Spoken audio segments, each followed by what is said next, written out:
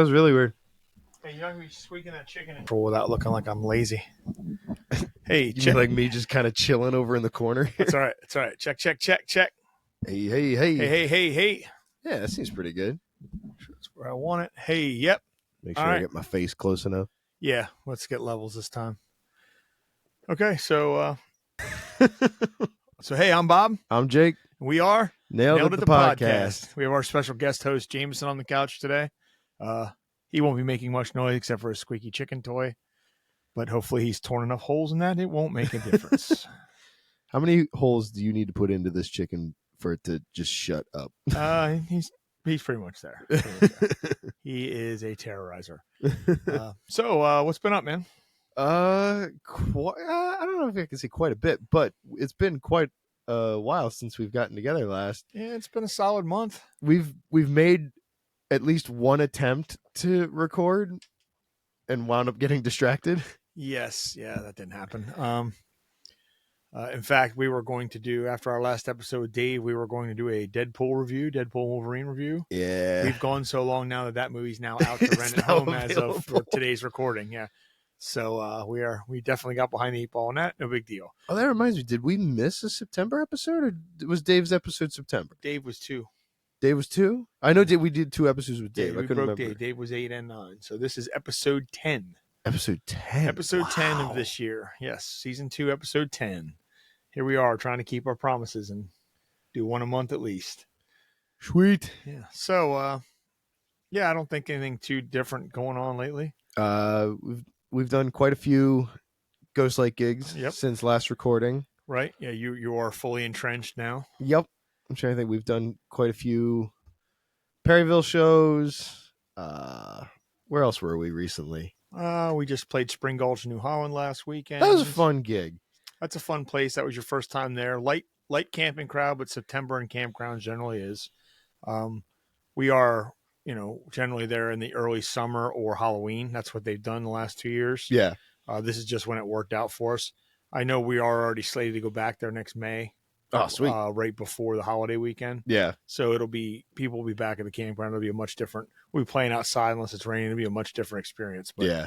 Cool place. So they're very nice to us. So yeah, it was a very cool place to play. Yep. Cool campground. That's only the second campground I've ever played at, aside from the Haven, but it's technically my third because we played another place earlier in the year before you joined the band because they double booked at Spring Gulch. Oh. But that's owned by like a conglomerate. Okay. That owns a bunch of campgrounds. Yeah. And they just had to shift up to the campground right outside the Turnpike in Lebanon and by the Ren Fair. Oh, okay. That's one of theirs. So we just played up there, and that was also a good time. Completely different place, much older campground, but still same vibe, nice people. We had a good time. So yeah. In general, we don't have bad times at campgrounds. Nah, campgrounds I feel like are such a not niche place for bands like us to play at, but it's such a good place for bands like us to play. It's a well accepted place for bands. They because places like that are a destination. You're going to a club or buying a ticket because you're going to see the band, but when you're at the campground and they bring a band to you, it's a completely different situation for people. So. Oh my god, yeah. So it's pretty nice, pretty cool. I'm trying to think. Other than the many Ghost Light gigs we've done since our last recording, have we really done a whole lot other than? No, you released some music, didn't you? Since then, did I? My timetable's all over the place. I'm trying to think. Did Endgame come out?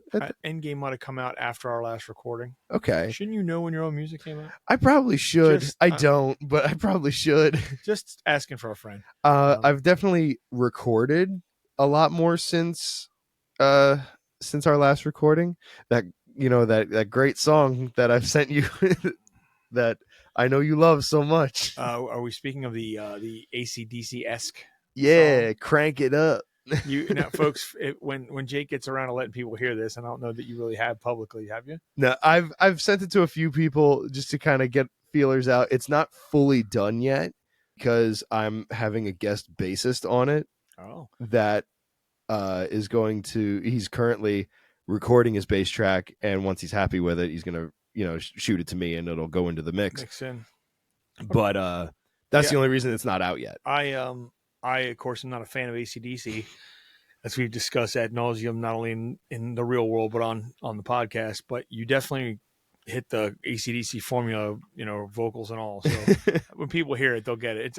It's a good track. It's just, it's it's AC/DC formula. It's not my thing. But I very much did think, though, like, as soon as I finished it, I was like, I need to send this to you for the sole purpose of, I know it's not what you Well, if I listen was to. looking for any kind of negative review to see if it was good, send it to this guy. You also did a vocal cover that I refused to listen to. I forgot about that. Because it's very disrespectful to me and my brand. Now, you did a Breaking Benjamin cover. I don't know if you did anything. You've not sent me anything else since, I don't believe. I don't think so. It's because, between work and Ghostlight gigs, haven't really had a whole lot of time other than recording that one song and the cover. Now, coming up, you and I are both having separate project shows coming up. Right. I have the weekend following, October 5th, headed down to Wilmington, Delaware to play with Next to Nothing, the Breaking Benjamin tribute, our only show of the year. Some other cool bands. There's a band called Wait and Bleed doing Slipknot, Around the Fur doing Deftones, Mud Shovel doing Stained, Realign doing Godsmack. So it's a pretty interesting day of music. Realign, is that the band we saw? That's the band we played with, that I played with when you saw the Next to Nothing the first time at Love Drafts last fall. Yes. Yeah, that was the Godsmack band that sounded just like them. them. They were fantastic. Yeah, so I'm not familiar with Wait and Bleed. The guys from Mud Shovel, I know a couple of them. I was say, they're local, aren't they? No, they're all out of like the Philly area. Oh, okay. But our good friend and bandmate Dave Z was fronting them for like 2 shows, but it was a little too much. I believe it was a little too much commute for him. That's fair. And they realized that, so they kind of went on. I don't know the Deftones guys. I don't know the band, but I know Deftones. I was saying, you don't know Deftones, but I don't know of these guys at all. So I don't know anything about After Saturday, I guess. Huh. That's a cool gig. I had seen the flyer for that, and I thought that's a pretty good show, not just for you guys, but as a whole. That seems like that's going to be a fun night. Well, and they call it the New Metal Values Tour. It's going to stage with the guys. I'm not sure exactly when we go on. We're middle of the pack. Okay. But it'll be a good time.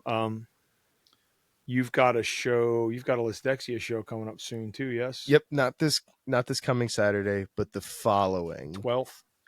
I think. Yeah. I think it's the 12th. Yeah, it's the 12th.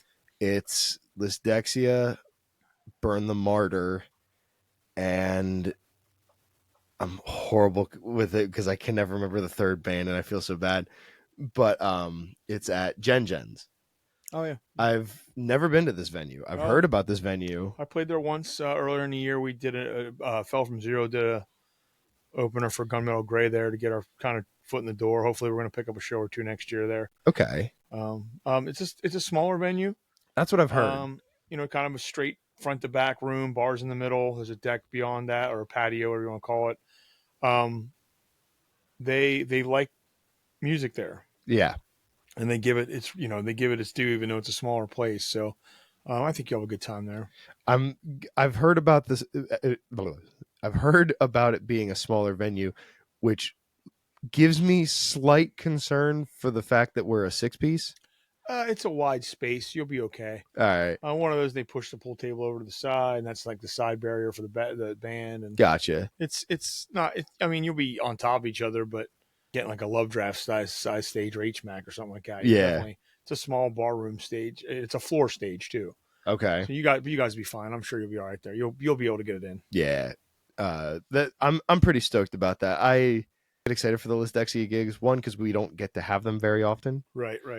1, because of scheduling, and 2, it's just trying to find the correct crowd or venue or gig that we would fit in, because of us being that like synth metal prog, but still kind of have that metalcore feel to it. There's definitely bands that we would fit in. It's just a matter of, setting it up and getting it going. I did the Fell From Zero 10th anniversary show at Love Drafts last weekend with Gunmetal Gray. Really great turnout. I was really happy. We had a lot of people there. I would say there was probably 60 plus people standing in front of us at all times. Yeah. Once we got going. and it was a double that in the room, but we had a great time. We could have played a little better. We had some, full transparency. We had some mistakes. I literally forgot the words to a song I wrote. Oh, Because we really? haven't played it in 5 years, and not even listening to it, I just blanked out. So honestly, I made stuff up on the fly while I got to the chorus. But we just had some stumbles. We had some hearing issues with our in ears and the sound guy, and very nice dude, but he wasn't getting it done for us. But for the most part, the crowd seemed to disregard it and get through it and have a good time. But Yeah. Gunmetal Gray sounded as good as they always do. Right. He had them too loud. He suddenly went with like the headlining band thing for a split show and just cranked them up. So they were insanely loud. Yeah. But overall, it was a good time. It was a good turnout. A lot of people came out. It's also people I haven't seen in years. But, when you're in a band for 10 years, sometimes people don't come out all the time anymore. So, Right. And the fact that Fell From Zero doesn't get to play that much, it was nice to be able to go celebrate that with people and just cut loose a little bit. No guitar around me, just yelling into a microphone. So we had a good time. Yeah. And we've got a show coming up. Obviously, for a band that doesn't play much, we've actually got 2 more shows this year. We got one coming up in a couple of weeks at Trigger's Tap Room. Where's that at? Waynesboro, I believe. Waynesboro. Okay. So west, going west. Yeah. Out past Ship and whatnot. We seem to get a lot of gigs over in that like part of PA, and then just south of that, of course, is the Hagerstown area and stuff. Yeah. We get booked a lot of that stuff. That's where a lot of our gigs come from these last couple of years, because there's not a whole lot at home to play. I mean, that was our first time we've ever played at Love Drafts. Yeah. They've been doing shows. So, and hopefully we can get back there sometime next year. Of course, we got Ghost Light shows nonstop. Halloween's coming. Yep. We got a nonstop schedule of shows right up through like the beginning of November. We pretty much have something every weekend. Yeah. I just looked at that calendar yesterday or the day before, and it made me realize, like, oh, we really do have like 1 to 2 gigs every weekend through or into November. Yep. Yeah. Between Ghostlight and us, you and I both having personal, not only solo gigs, but other band stuff coming up. So yeah, we definitely got some stuff coming. We keep busy though. Lots going on. But we still make time for our adoring fans. Right. Yes. The podcast must go on. Absolutely. So with today's episode, I know we were discussing it right before we started recording. I wanted to bring up the topic of, I guess you'd call it controversy, or people that's been in the headlines with Linkin Park. We have been introduced to a new vocalist. Yep. And I feel so bad. I forget her name. I keep calling her Emma Roberts, but I know that's wrong. Emily. I'm blanking out now because you put me on the spot. It's Emily something. Is it Emily? Yes, it's Emily. Damn it. It'll come to me like 10 minutes after we're done recording. But yeah, her name is Emily. I can't remember her last name. Of the band Dead Sarah. Dead Sarah, yeah. I'm going to go ahead and look her up on my mobile telephone. My cellular telephone. I was very not surprised that they went with a female lead, because I knew that was in the rumors that had been going around for Emily Armstrong. That's what. Okay, yeah. And so I had been seeing things on TikTok and on social media about a new female singer, and I had seen different people that the fans were thinking it was going to be, like Bonnie from Stan Atlantic. Which honestly, if they were going for a specifically almost Chester sound, yeah, she was their one. But I don't think that's essentially what they were going for. But we'll get to that. Right, and I feel the same way. I was hoping it was going to be Bonnie because, like you said, she did have that Chester-esh. You also have some like connections at work to that band. A little bit. You were doing a little. You were making an educated wish. It's fun. Yeah, I was making an educated wish. And I was seeing there was somebody else that I had seen online that they were sharing, and none of the rumors or options that people were thinking it was going to be wound up being Emily Armstrong. Right. Yeah. And No, I don't think anybody even had like she wasn't in the radar for most people. So. right. And to be completely honest, when I read that it was Emily Armstrong, I didn't know who that was until I looked it up and realized that she was from Dead Dead Sarah. Sarah, which I'm not overly familiar with their stuff either. I know one song, and that's because Hot and Dangerous plays it. Well, now she's going to be world famous. Yeah. So she already is. I was stoked to hear about, new Linkin Park, female singer, awesome. Then they released that song, The Emptiness Machine. And I dig it. I thought it was great. I thought it was great for being new Linkin Park. Agreed. But then is he frozen? That's what he does. But I was seeing live footage then when they did their debut show with Emily. Yeah. Yep. And this is where my opinion started to form on her as the leading frontman for Linkin Park. And she does the new stuff great. The new material, fantastic. It sounds like Linkin Park, but moving forward. But I then started hearing them do the older stuff, hearing them do Crawling, right. In the End, Faint, Somewhere I Belong. And to me, she doesn't do it justice to Linkin Park, if that makes sense. No, I actually it's a valid. I think it's a valid argument on a couple fronts, but I felt the same thing at first. One thing I will point out, and I think a lot of people online have pointed out, and it's been dissected 100 million times now, I had not performed in front of a crowd with that band ever. Right. And I don't know how long she was working on the stuff, but everybody's talking about how she seemed out of breath and she was, not controlling herself well, but they don't understand because they see her live and she knows she was probably nervous. Because believe it or not, people get nervous. Yeah. She literally stepped in the shoes of one of the greatest vocalists of all time. Oh, absolutely. Regardless of genre. And you expect her to be spot on because people are dicks and think that everything has to be their way. Right. Because I'm sitting on my couch, that should be perfect. I didn't bump into that at all. I did bump into her doing the old stuff. They were changing keys. Yeah. There's one song, I forget what song, I'm pretty sure they were like 5 steps. I think it was in the end. To get her there. And there's 100 arguments about why this shouldn't be Linkin Park anymore.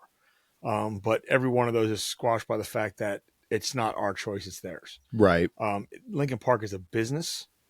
There's the argument of, well, it's only 3 of the original members up there. Right. Again, the drummer decided to quit playing music and has openly given his blessing on whatever they do. Right. The guitar player recorded the songs but said, I'm not touring with them. Have fun. Yeah. So, in essence, the only one that wasn't there to say okay was Chester. Yeah. For obvious reasons.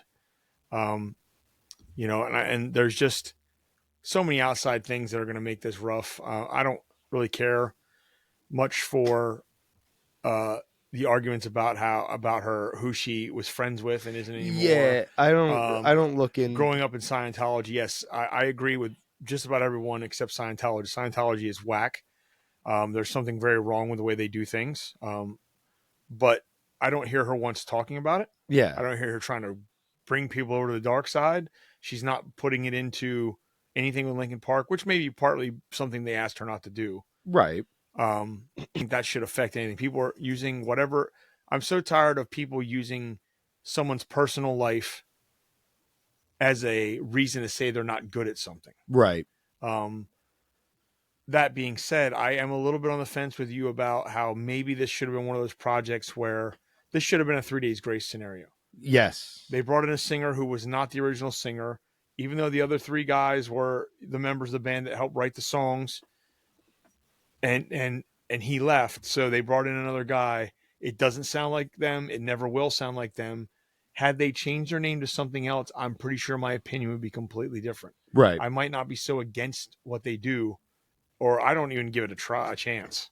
And there's people like, oh, it's still pretty good. Recording, I can make the best. I can sit right here in this room and make the best recording ever and then give it out to someone and go, "That's you like this is awesome," and then go perform it and not be able to do it because I was using studio tricks. Right. That is the singer of that band. Right. I think they may have shown a little bit that maybe that's what's going to happen with her. She may be a better studio vocalist a little bit than she is live with that material yet. They've been doing shows now since that initial, debut. Yeah. And I've seen a couple videos, and each they're better than they were that show. She's figuring it out. Now, it still doesn't sit well with me about the key changes. Maybe a half step here or there or something, because Chester was pretty amazing. Yeah. But like to change, go up and down 4 or 5. Yeah. Like just so you can make the song work. Maybe that's something they'll readjust when she gets more comfortable with the material. Maybe she can find the songs. Yeah. But I also thought that first show, maybe that was part of the reason she was having trouble keeping up with them. Yeah. Not because they changed the keys to get her voice there, but she wasn't prepared to do that in that key regardless. I don't know. I mean, you think about those songs, they're, platinum records and super well known. I wouldn't want to go up there and try and sing it in my voice just to make everybody comfortable. Right. My head would be telling me to try and sing it like Chester. Yeah. And I'm sure she's actively not trying to do that. But I do believe it maybe it's not.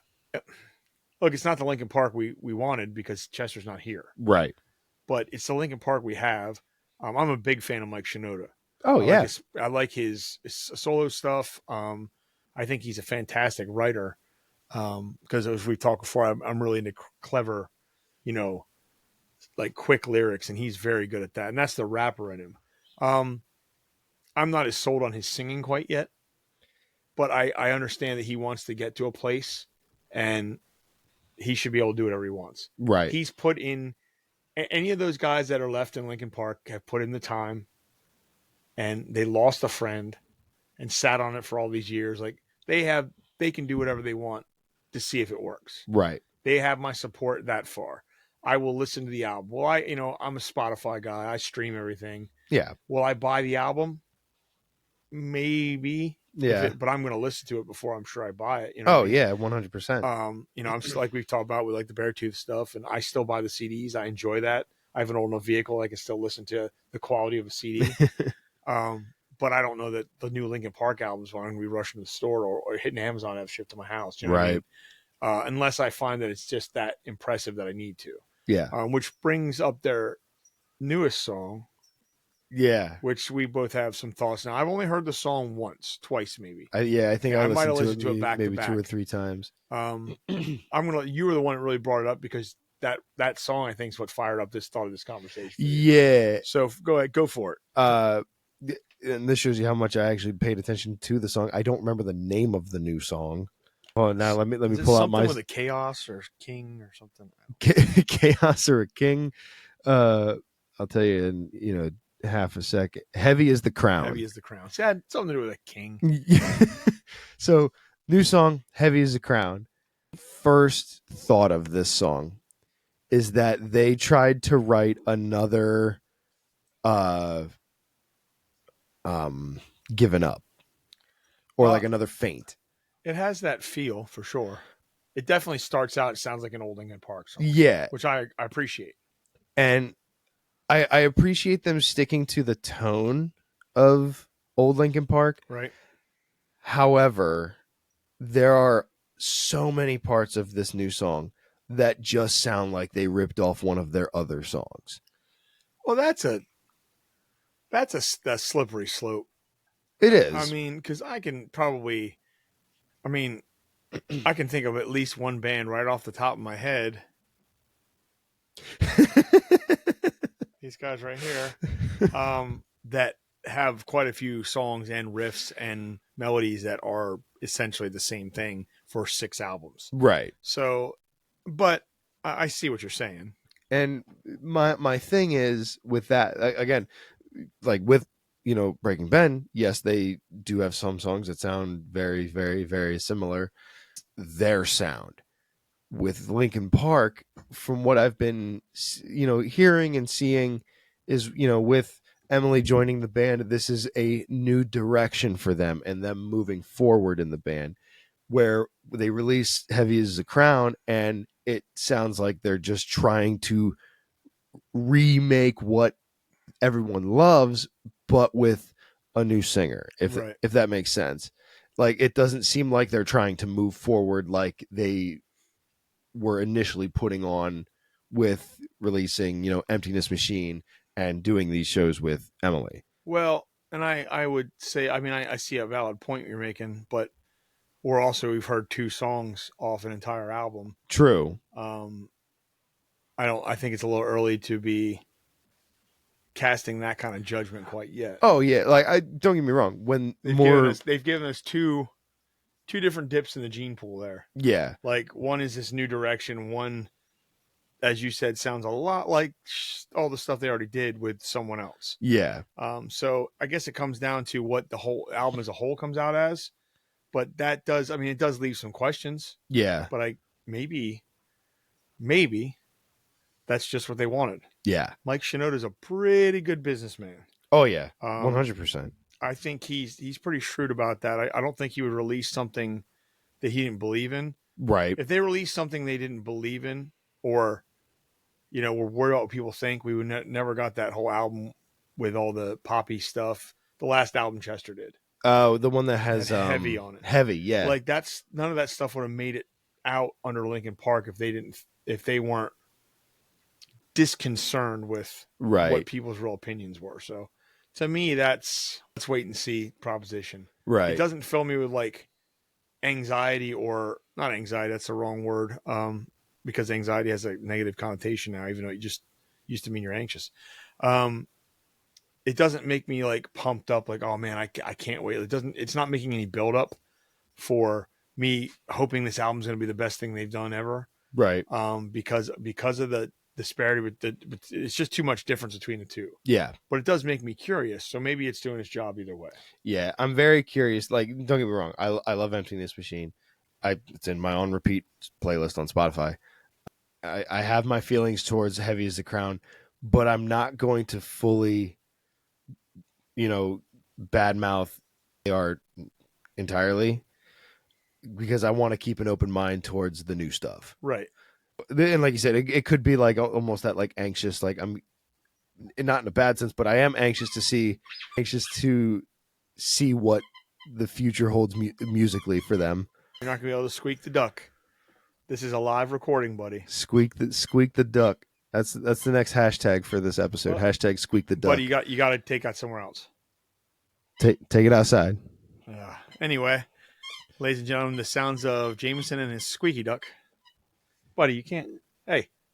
Don't touch my duck. We'll just have to deal with the squeaking, folks. Hazards of having a dog and no one else to watch him. But look how cute he is. He is. He's handsome. He's a handsome dude. Try to make every noise you can out of that thing. Cool. No, I mean, but back to it.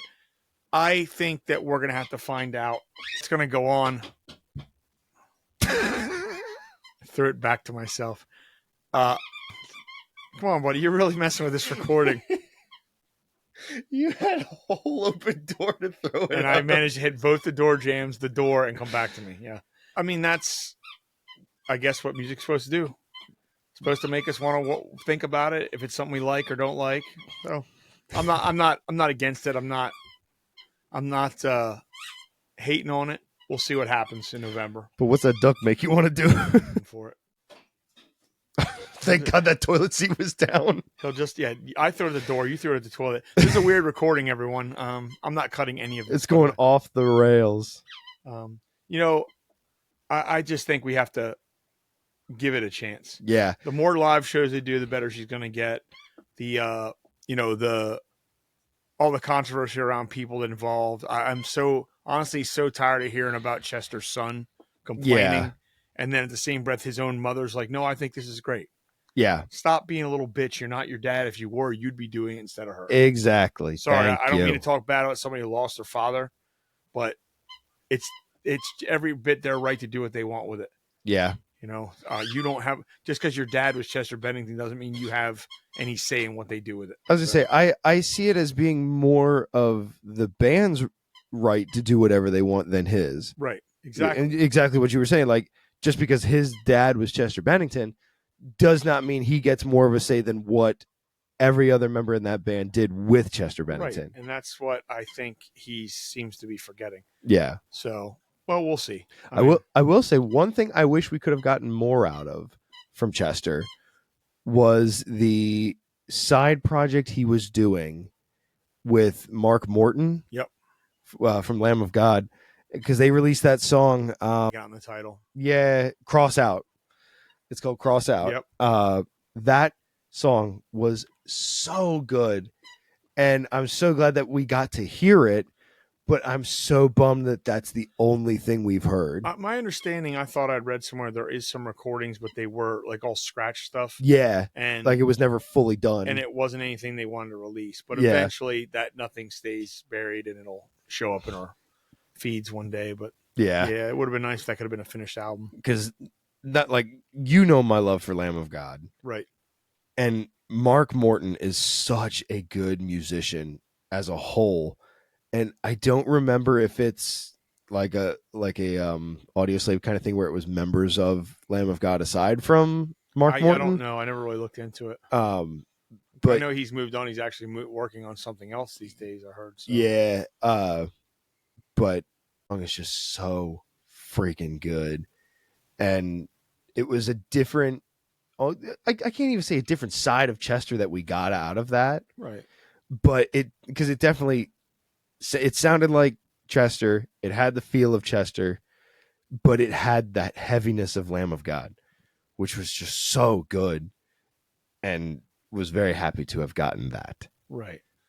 I agree. And I also said, I had said online when all this was going down that the people that are complaining that she doesn't sound like Chester or she can't sing his songs clearly never tried to. Right. As someone who has sung multiple songs by Linkin Park and done both parts, yeah, it ain't easy. Yeah, and it only got harder as Chester went on. So before you go complaining about how somebody can't do something, maybe you should try it yourself. But that's the age of the internet. And I agree in the same way, because as somebody that does a Linkin Park song with Lisdexia, now granted, Dave and I split the workload there vocally, where he's doing Shinoda's part, and Dave and I are both splitting Chester's parts in that as well, just because it helps both of us vocally. It's insanely difficult to do it justice, or even do it right at that. Even try to do it right. Yeah. Yep. But it is fun. It's definitely fun to do some Linkin Park stuff.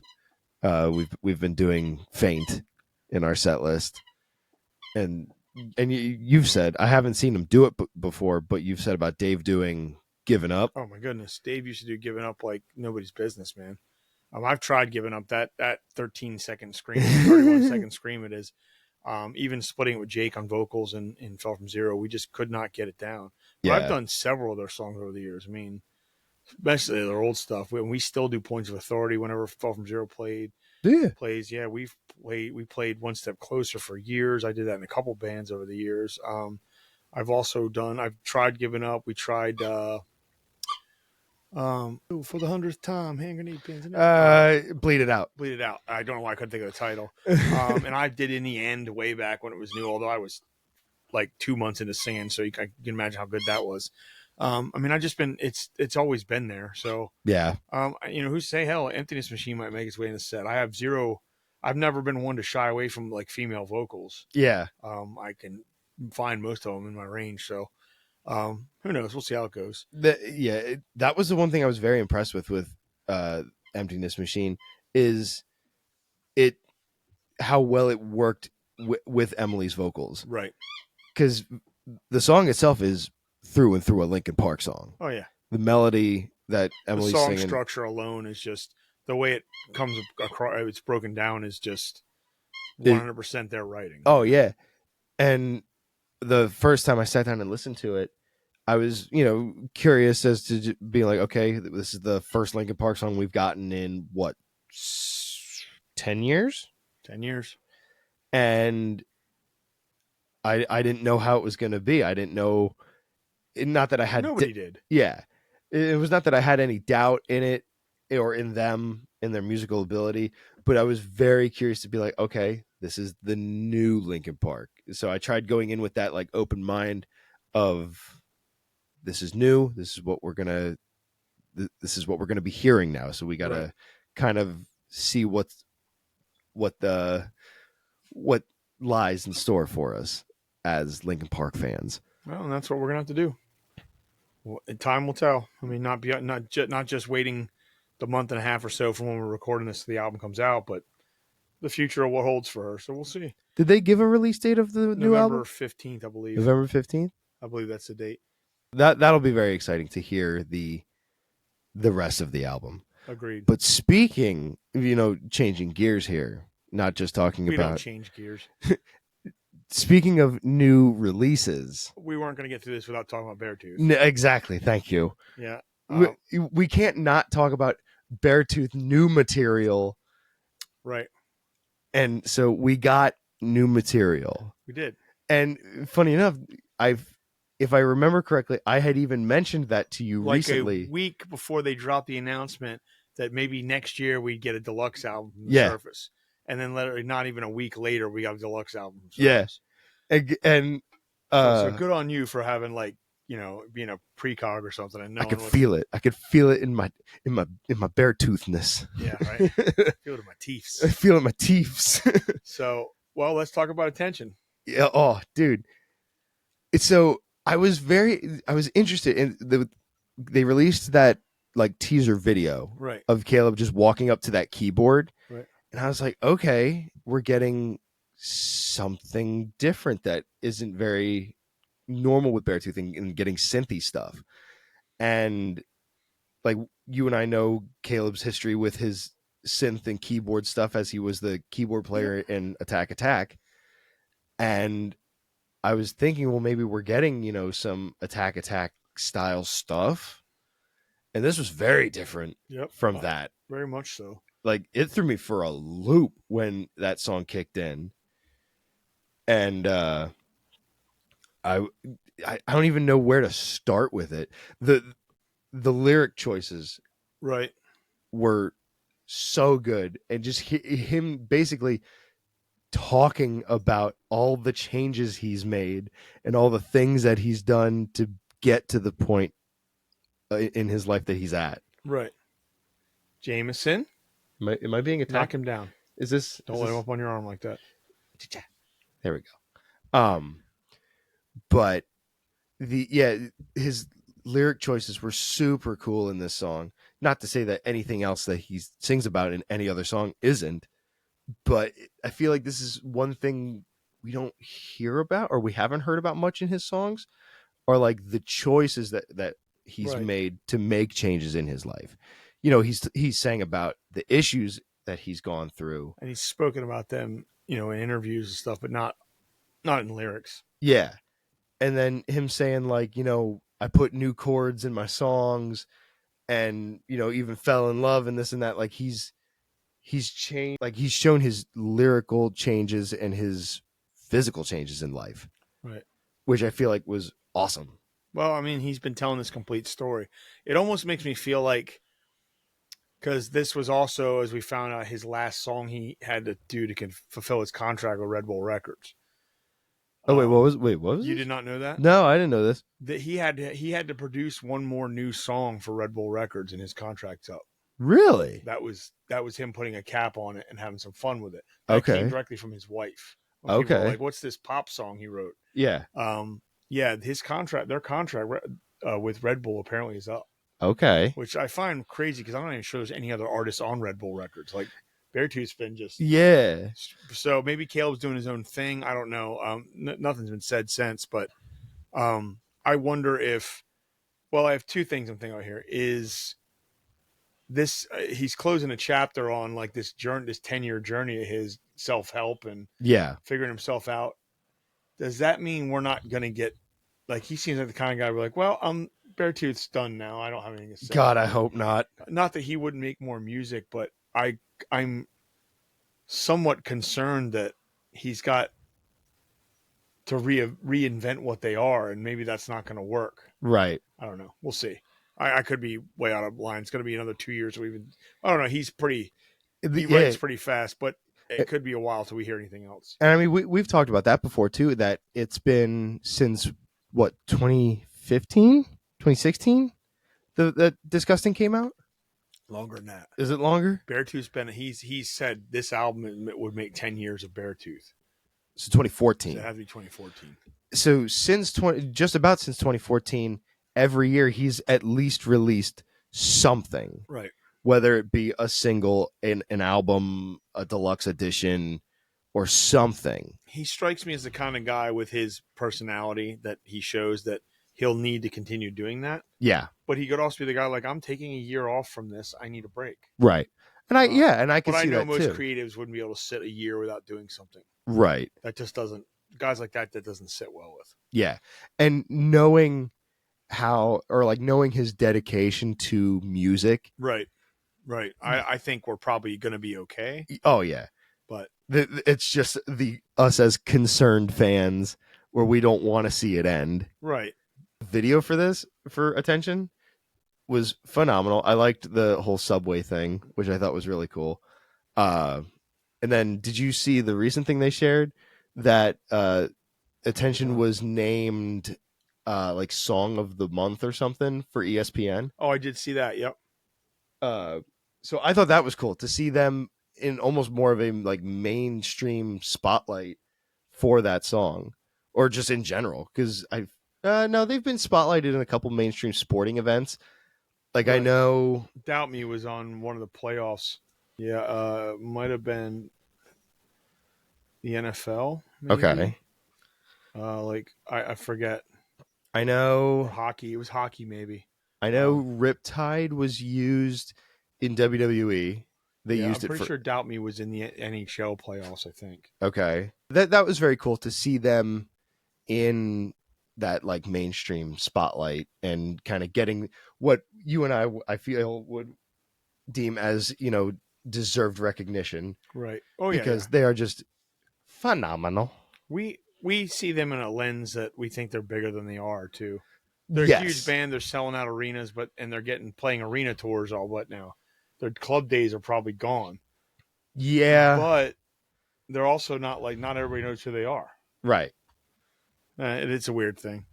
But that was nice to get that out. And I did enjoy the remixes, the different versions of the songs. Yeah. I was very intrigued by those because like when we got the deluxe edition of what do you call of Below? Right. We got new songs.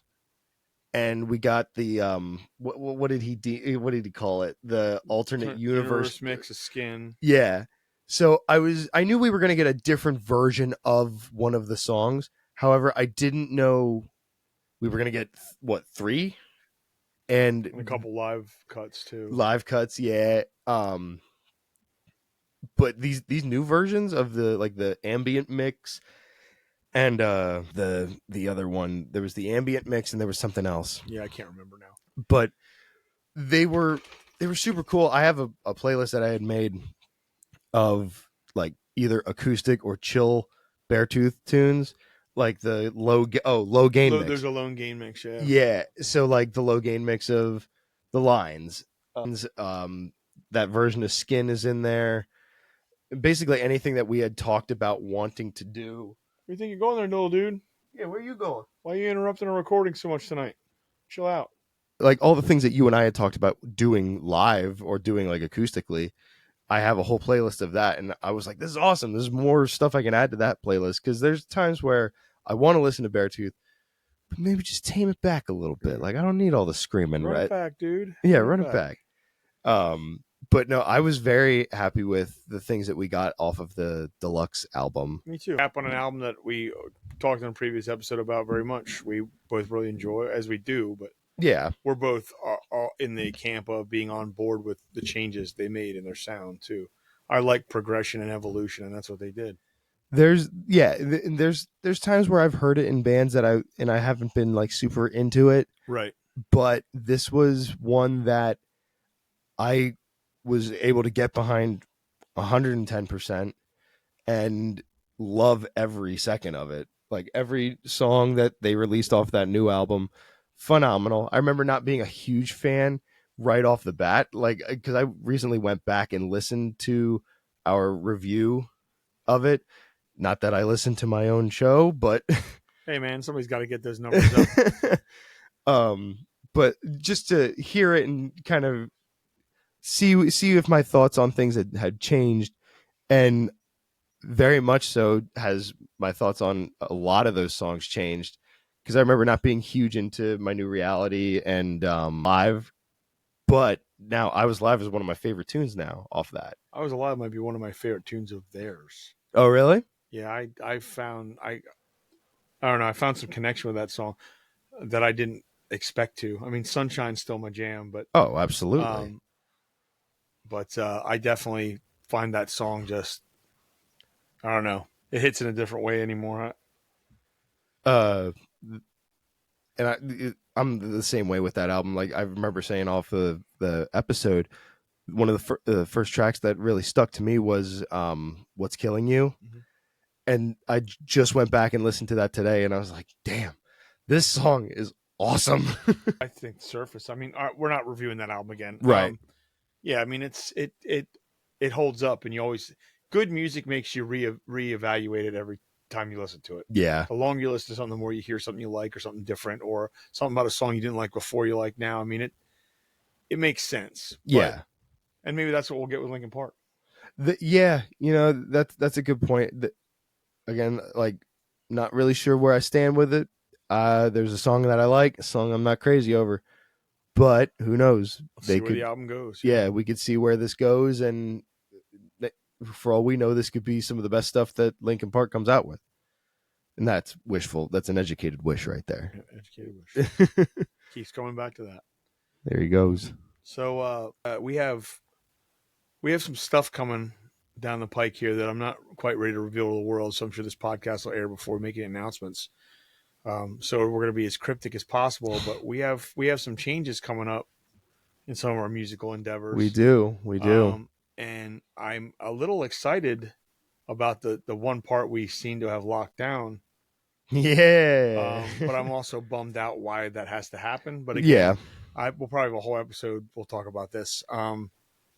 So that's definitely coming up for us. Hey, who knows? Maybe we'll have some guests. Yeah, we may have to have at least a guest or two. And that's it. That's how this thing rolls. I hate being cryptic like that, but I have to. It's like an elephant in the room for us that there's no one else in the room that cares. Right. But I do want to point out, as this will air, and I'll make an announcement. I've been really buried in work. Oh no, day job talk. Old man's talking. But I've been trying keeping up with music and doing all the stuff we're doing. But in the last 2 weeks, I have been trying to get our Ghostlight Radio Show website up and running. Yes. It was just a placeholder website. That was not anything the guys were into. And I know websites aren't a huge thing anymore, but I felt like we needed one as much as we play. Oh, yeah. I was able to, and I sent you, as of this recording last night, I was able to, I think, finish it up. Yeah. I sent it out to you and the guys just to get a look. I haven't put it out, but as this airs, there'll already be an announcement. So if you go to ghostlightradioshow.pa.com and check out the website and, shoot us a message. Tell us what you think. As far as websites go anymore, it's a little more. It was nice to get back to that. I used to do that years ago for bands because you really had to have a website. Socials weren't as big. Right. And hopefully I get this stuff straightened out. We own ghostlightradioshow.com. Yes. We do own that website name, but it was just a placeholder name they took. And I'm in the midst of trying to get that to direct people to the website. But for now, ghostlightradioshow.pa.com will get you there. I'm shortly following after them. It's in construction now. After having a booking agency for 20 some years, nearly 20 years, I guess, I finally started the denmothermusic.com. It's a single web page right now. It's going to have links to all the bands that not only we deal with, but that I'm a part of. I hope to put some other people I know that make their own music on a link on there as well. Who are you looking? It'll just be a place where I can consolidate the things that I, still have a piece of when it comes to the booking stuff. Right. And that's going to become more used and more apparent with Ghostlight. I'm going to be taking over the majority of the bookings going into the next year. So that will become a bigger face. So that's coming up. But the one big thing, I think the biggest thing that's happened since our last recording that we didn't talk about yet is, and I don't think you haven't told anybody. So I think this might be, as this will air probably before you really bring it out, maybe. Yeah. This might be the grand reveal here, but I'll let you go first because I've already had an announcement about this. It's public. You have, and I have yet to even really like you said, openly say anything about it. But you and I have both now become official artists of Breedlove Guitars. Correct. We are in the artist program, I believe they call it. Yes. What does that entail, everyone? Well, they're not sending us free guitars or putting us out on tour on their dime. What they do recognize is that we are, for the most part, even with day jobs, we're working musicians. Yep. In your case, more original than I am, and that we use their products. I've been using that Breedlove guitar. I've had that. That was my first upgraded acoustic that I've had for over 10 years now. And it's my number one acoustic. It's now become my number one guitar in Ghostlight. Since you joined the band, I went back to playing the acoustic for the dynamic of it. Right.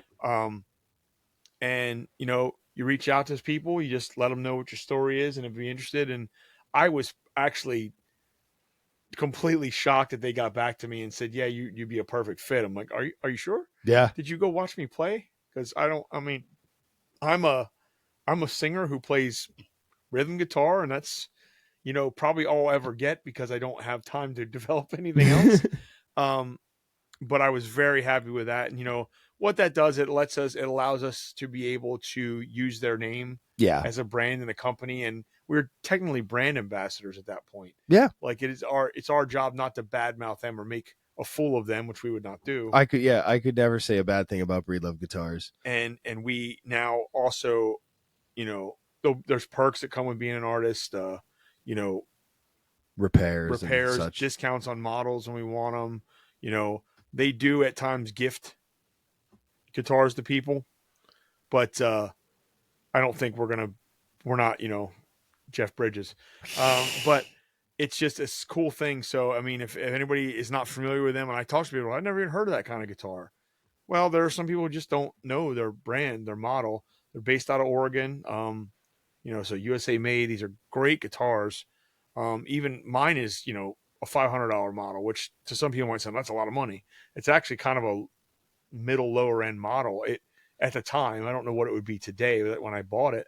And I love that thing. I almost feel like, although I will plan on upgrading at some point, like, is it going to sound the same to me? Right. But I think that, you know, if anybody's interested in who they are and their whole story, breedlovemusic.com has, you know, not just their storefront, but all their information, and or just come see me or Jake play our instruments anytime. It's just it's a really cool thing to, after all these years, be able to say that. Yeah. As a singer for most of my career, well, 2/3 of my career, just a singer. Yeah. You don't get endorsements from Shure or Sennheiser. Like, nobody's giving you microphone endorsements or in-ear endorsements at our level. They don't do that. Right. But the fact that I was able to be accepted into a program that's for guitar players, first of all, seems really ridiculous and almost disrespectful to some people, but I think so, or they wouldn't let me. And is exactly what I told you after the fact. You just got to contact them through their artist relations program and have a conversation with them, see what happens. And that's exactly, once you told me that, and I was like, well, I love my Breedlove. That's been my number one acoustic, because for a while I was playing that Ibanez acoustic. Right. Switched over to my D'Angelico. Right. And after having a couple of issues with it, tone wise, and just issues through the whole thing, and how many gigs you've been telling me, you know, just get a Breedlove, get a Breedlove. Wrong. I know I'm a bit pushy about gear sometimes for a guy who's not necessarily a gearhead, but I know what works for me, and what I've heard other people. You know, the only other person I know for sure that plays a Breedlove on a regular basis is Dave Gates. Oh yeah. And same thing. He's got a $300 Breedlove that he has a nice Takamine he plays. I think it's a 70s model he got. He has a whole story about it, but he still has that Breedlove with him at every show. Yeah. Like, that's it means something. Yeah. And once I got my, I had sold my D'Angelico and used that money to put towards my Breedlove. In hindsight, you probably could have just bought it one outright for the discount they give us. But Probably. I don't know if I'm supposed to talk about that. Sorry, Breedlove. It's just I was astounded by the generosity of the artist program when it comes to getting new guitars. Yeah. So. Once I, placed my Z Sounds or Zounds or whatever order for my Breedlove, which I'm finally paying it off next month. Yay! Hey, sometimes that's the beauty of musicians. There's many a site that's just like, hey, buy $30,000 worth of stuff you want. You just got to make payments. Yeah, and that's exactly what I did. They know that musicians sometimes struggle and need gear, so that's and nice.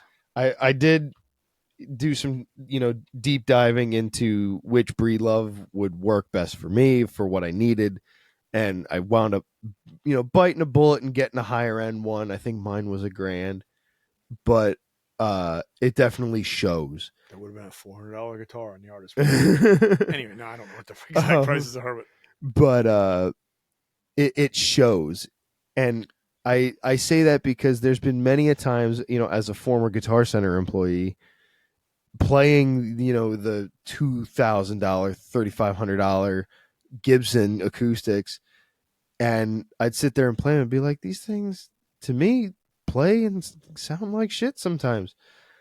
It isn't always about the money. It's the construction. It's the feel of the wood. It's the excuse me. Hey, it's and I know people say that tones don't matter. I mean, I just sent you that joke with the pallet guitar. Oh yeah. But I do believe with acoustics, it's not that tones matter, but they do significantly change the body and the tone. Oh my god, yeah. The sound of an acoustic guitar. Yeah.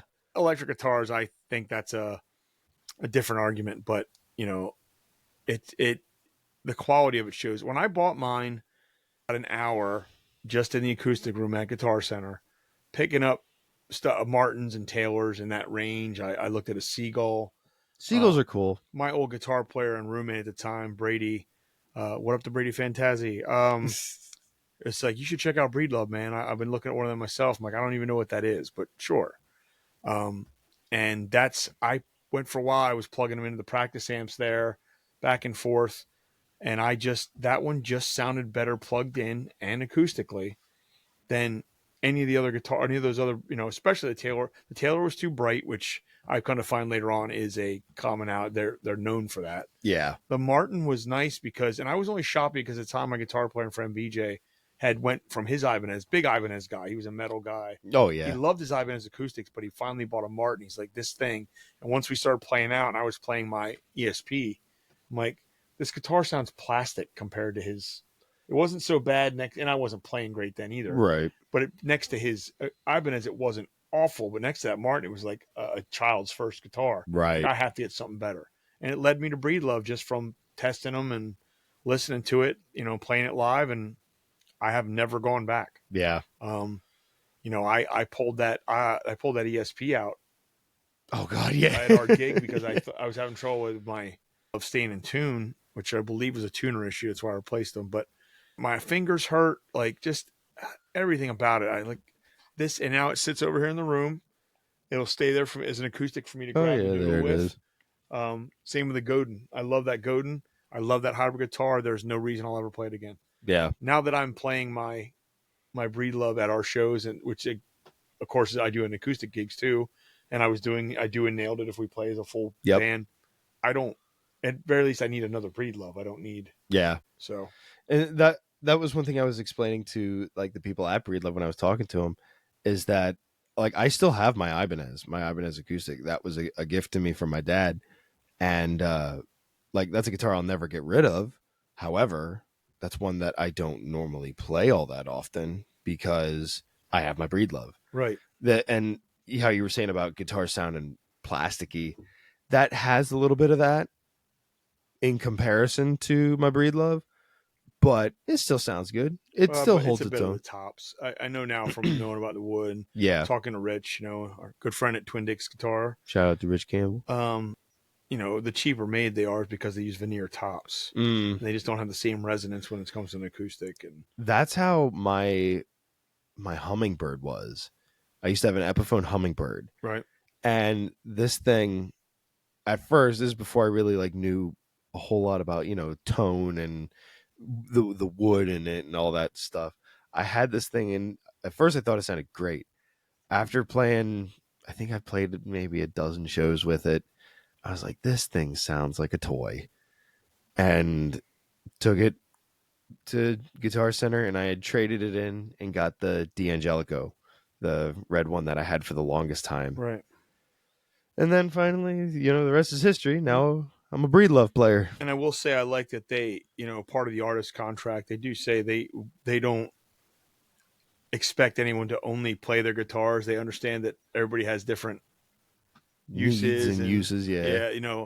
I thought that was nice. I'm sure that's somewhat the way with a lot of other companies, unless you're at a certain level of performing. You know what I mean? The guys in Shinedown, if they're playing their PRSs, they're playing their PRSs. Right. They're not going to like, well, for this song, I'm going to get out my Charvel. Yeah. Like, that's just not how it works at that level.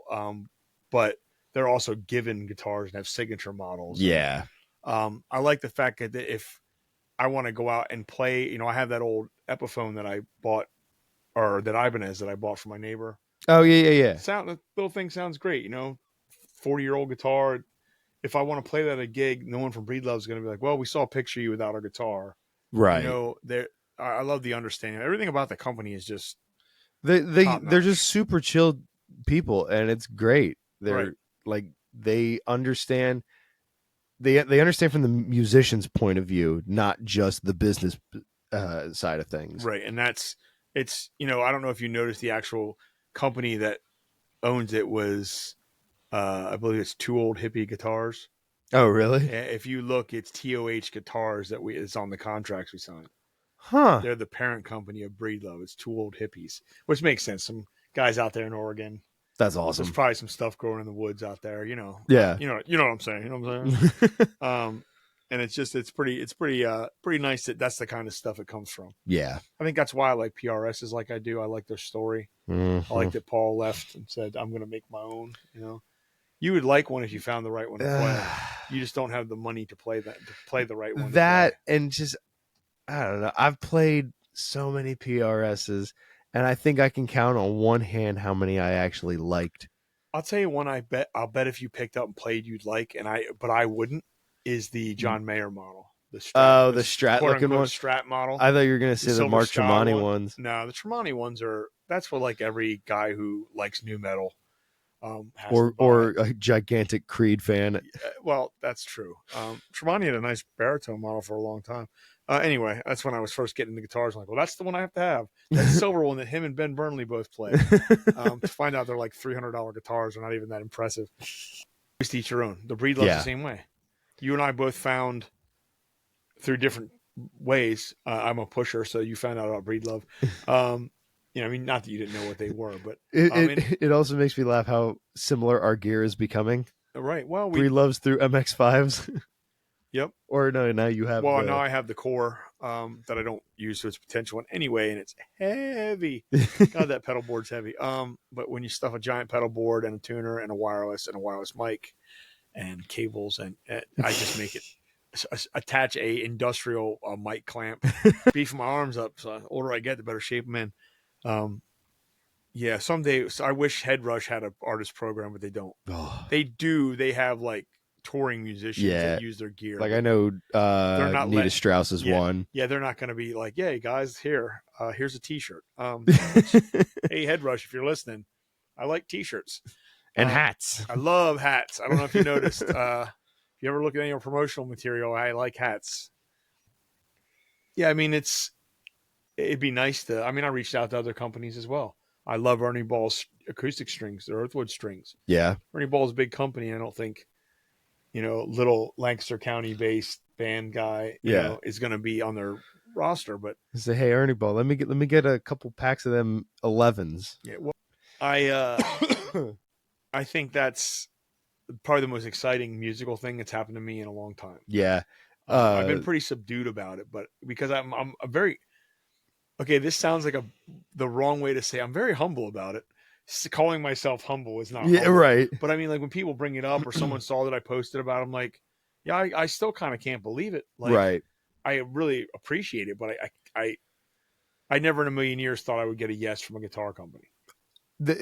Like I'm in the same boat. Like there was a time that I was I was in or endorsed, and I do, air quote, endorsed by a local guitar company. And at the time I didn't know any better. Right. I was just like, oh sweet, there's this guitar company that's endorsing me. And I would play their guitars, uh play them out and during shows and stuff. I was doing it while I was in Transylvania. And the guitars that they were giving me at the time to play out, they fit that look. But knowing now, They were not quality material. absolutely not. No, I believe at some point you and I have talked about this. Oh yeah. How maybe even on the episode, who knows? But yeah, you grow, you learn. Yeah. We're all young. We were all young once. Yeah.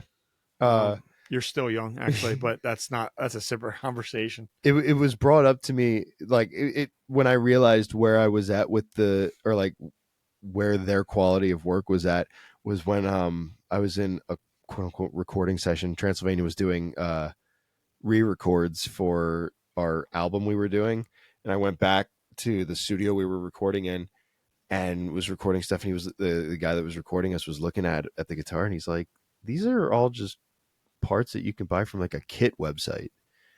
And all the what was it, Guitar Fetish or whatever it's called. He's like, "These are all just Guitar Fetish parts that you can buy. They're not With nothing custom about yeah, it. they're not like high quality.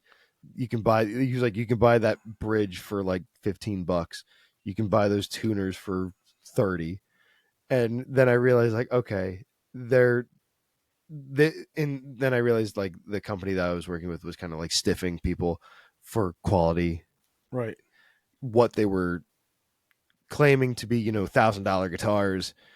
I could have bought a kit for, $80 off of Amazon and built the exact same thing.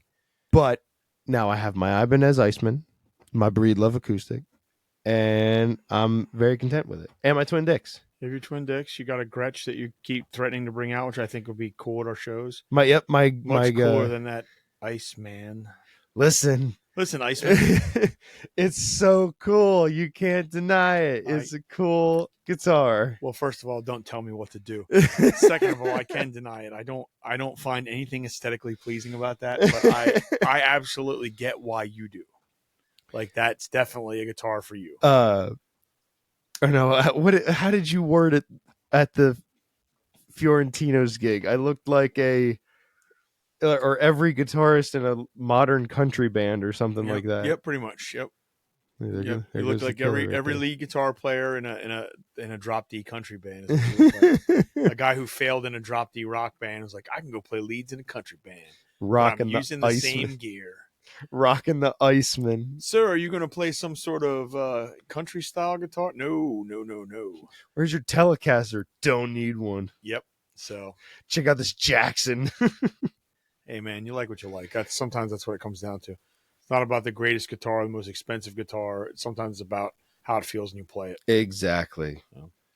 Well, you got anything else for the week? Coming up, I don't.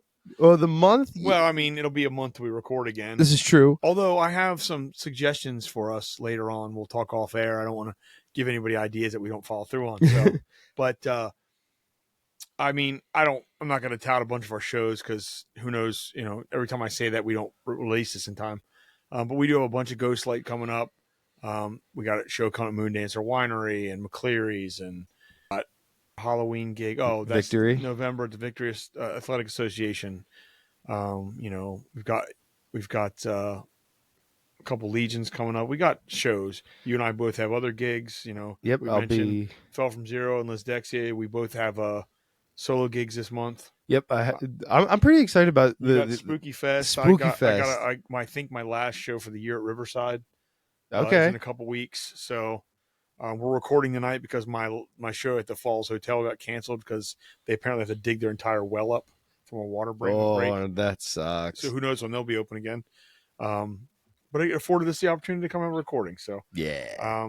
I do want to say before we're done, in a couple of days I got to go to a funeral service, a life gathering for my friend Bill Schweitzer that passed away a few weeks ago.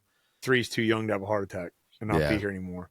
He was the bass player in my very first, like, locally successful band, Instant Transmission. He was always the bass player in that band. As time goes, he was not the original bass player, but the original bass player didn't stick with us till we got really out. Billy was our guy. He was just in our group of local scene people 20 years ago. Billy was, the dude. He was around. He was the older guy at the time. He was 29. We were all 25 and younger, and he was the old man. Yeah. But we were in another band called Short Bus Graduates, which wasn't a joke on our Instant Transmission school bus that we owned, that we rolled around in. And the idea was that we moved on to another band, and we graduated. He was off and on some other projects over the years after that.